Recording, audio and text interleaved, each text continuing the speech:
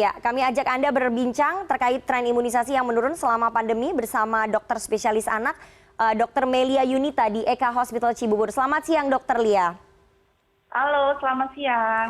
Iya, Dr. Lia, tadi saya sudah paparkan kalau dari data Kementerian Kesehatan ada 84% ternyata Iya. pelayanan kesehatan yang mengalami gangguan selama pandemi. Cakupan imunisasi menurun. Ini kondisi yang di lapangan yang realnya seperti apa? Apa memang seperti ini yang terjadi, Dr. Lia? Iya, betul sekali ya. Ya, jadi memang pada saat mulai pandemi ini memang, maaf Mbak, apa suara saya bisa terdengar jelas?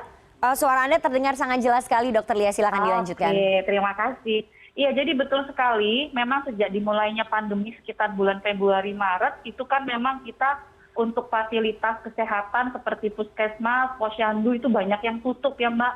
Jadinya memang berdasarkan data sebelum pandemi 90% praktek imunisasi untuk anak-anak Indonesia itu dilakukannya di posyandu dan puskesmas. Jadi pada saat mereka tutup pada awal-awal pandemi, otomatis kita jadi berkurang sekali yang imunisasi. Sedangkan untuk kami yang di rumah sakit juga sama, kami juga merasakan itu angka pasien untuk imunisasi sangat turun drastis. Hanya memang mulai beberapa bulan ini, Juli, Agustus, ini mulai ada yang datang. Tetapi berdasarkan data rekapan yang kami punya, kami bandingkan dengan sebelum pandemi, tetap saja masih jauh, Mbak. Ya. Jadi masih sedikit, gitu. Dokter Lia, ini kan banyak ibu-ibu kemudian yang khawatir ya untuk membawa anaknya untuk imunisasi baik ke posyandu ataupun ke rumah sakit. Mungkin Dokter Lia bisa memberikan pandangan ataupun informasi kepada pemirsa dan juga ibu-ibu vaksin-vaksin imunisasi apa saja sebetulnya yang memang bisa ditunda dan yang tidak bisa ditunda. Kalaupun kemudian bisa ditunda, rentang waktunya ini berapa lama menundanya? Atau mungkin ada yang benar-benar tidak boleh ditunda begitu, Dokter Lia? Oke, kalau kita bicara tentang kondisi sekarang, di mana kita sudah 6 bulan lebih memasuki masa pandemi ini, saya rasa tidak bijak lagi kalau kita menunda imunisasi apapun. Yang sangat sedih adalah untuk bayi-bayi yang mereka lahir di bulan Februari dan Maret, Mbak. Jadi ada pasien yang datang sama sekali tidak pernah vaksin, padahal sekarang udah usia 6 bulan. Nah, jadi menurut saya dulu memang di awal-awal masa pandemi, dari Ikatan Dokter Anak Indonesia, kita mengeluarkan rekomendasi bahwa vaksinnya boleh ditunda sampai kira-kira 2 minggu. Dan disesuaikan juga dengan kebijakan dari pemerintah daerah setempat. Tetapi sekarang saya rasa udah 6 bulan, 7 bulan pandemi ini berlangsung dan kita pun kan tidak tahu sampai kapan pandemi ini selesai. Saya rasa sudah tidak bijak lagi untuk menunda vaksin apapun. Yang diutamakan memang untuk anak di bawah 2 tahun, karena kebanyakan di situ adalah vaksin-vaksin dasar.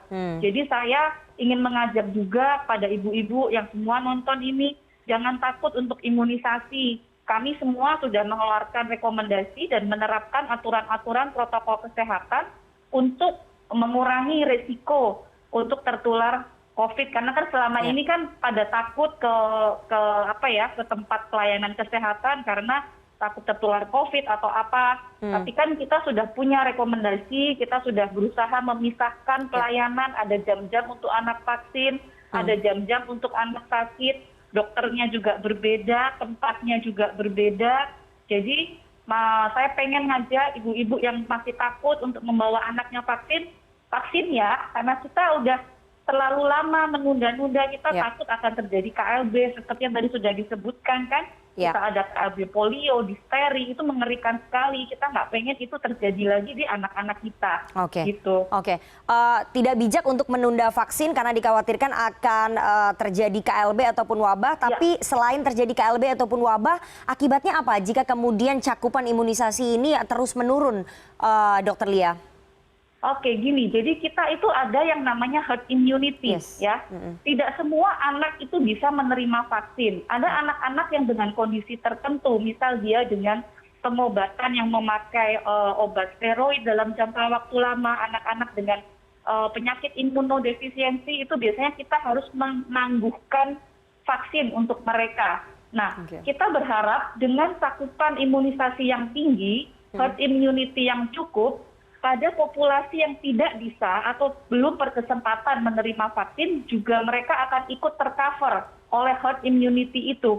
Jadi kita berharapnya dengan cakupan imunisasi semakin baik, semakin tinggi, semuanya akan bisa tercover dengan baik. Begitu, Mbak. Oke, mungkin dokter juga bisa memberikan tips ataupun saran kepada ibu-ibu dan juga pemirsa kalau misalnya kemudian mereka khawatir membawa anaknya imunisasi, apa yang harus dilakukan begitu untuk menyiapkan terutama anak-anak yang masih bayi begitu ya, karena kan mereka tidak boleh memakai masker.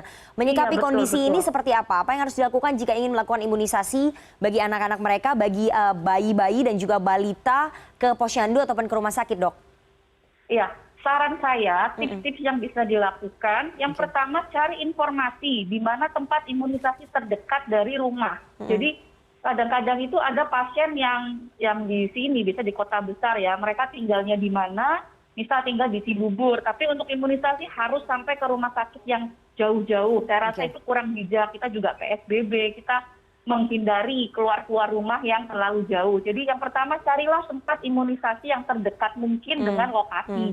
Kemudian hubungi dulu tempat vaksin itu, entah berupa klinik, praktek dokter, atau RSIA, atau apapun, hubungi dulu, tanyakan jadwal untuk vaksin itu bagaimana. Seharusnya semua pelayanan kesehatan itu memisahkan jam vaksin dan jam anak sakit. Jadi telepon, bikin appointment, kalau perlu tanyakan ketersediaannya vaksinnya. Kita sudah tahu mau vaksin DPT, tanya apakah vaksin DPT-nya tersedia atau tidak.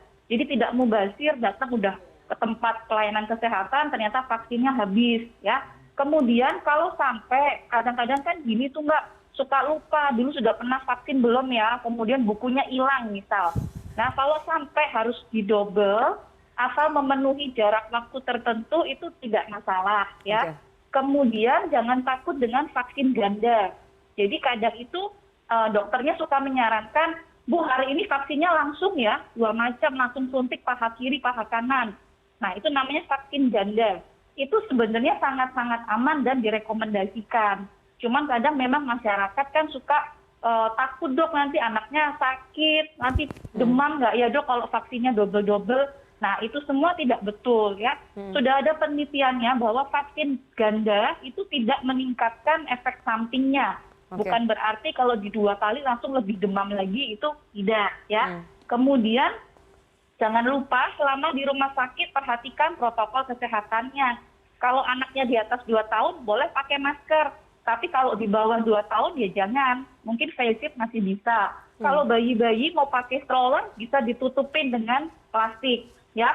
Jadi tetap berlakukan protokol kesehatan, dijaga anaknya. Waktu di rumah sakit jangan sampai udah lari ke sana, lari ke sini, pegang sana, ya harus dijaga supaya sebisa mungkin physical distancing tetap dilakukan. Kemudian jangan lupa pakai hand sanitizer, ya selalu bawa.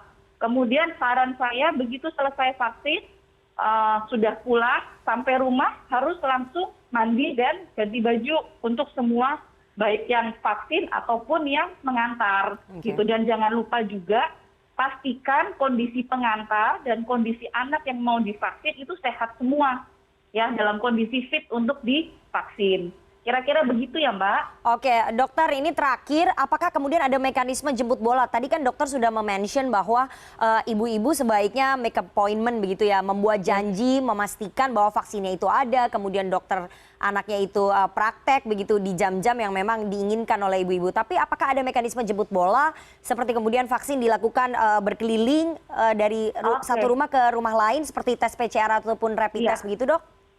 Iya, betul. Kalau untuk praktek itu memang sudah dilakukan. Sudah ada beberapa puskesmas yang melakukan puskesmas keliling untuk memberikan vaksin. Dan saya rasa pelayanan vaksin di zaman ini sudah sangat berkembang ya. Mereka banyak yang melakukan vaksin di rumah. Tetapi saya harus tekankan bahwa begitu selesai divaksin harus ada evaluasi dan observasi minimal 30 menit. Karena tetap saja ada kemungkinan efek samping dari vaksin, entah alergi atau apa, dan itu harus dihindarkan dengan observasi minimal 30 menit. Dan tetap saja harus protokol kesehatan. Seperti itu ya. Oke, terima kasih sekali Dr. Melia Yunita, dokter spesialis anak dari Eka Hospital kepada kami waktunya siang hari ini di CNN Indonesia News Hour.